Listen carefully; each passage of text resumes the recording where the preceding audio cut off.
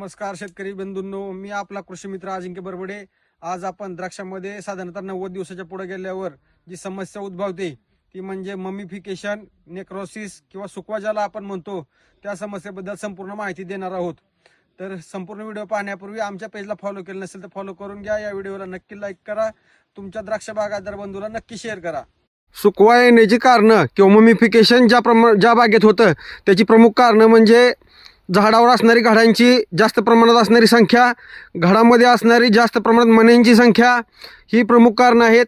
त्यासोबतच जमिनीतील नायट्रोजन वाढणं किंवा इतर जी पोषणद्रव्य आहे ज्याच्यामध्ये मॅग्नेशियम, कॅल्शियम आणि पोटॅश यासारख्या अन्नद्रव्यांचा इम्बॅलन्स होणं, याच्यामुळं ममिफिकेशन किंवा नेक्रोसिस मोठ्या प्रमाणात प्रादुर्भाव जाणवतो.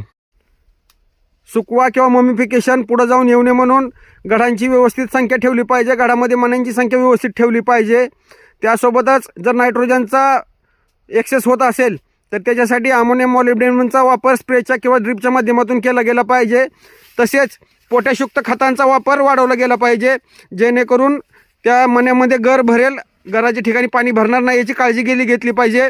त्याच्यासोबतच मॅग्नेशियम सल्फेट आणि कॅल्शियम या अन्नद्रव्यांचाही बॅलन्स योग्य प्रमाणात राखल्यास या ठिकाणी ममिफिकेशन होणे म्हणून आपण चांगली काळजी या ठिकाणी व्यवस्थित घेऊ शकतो.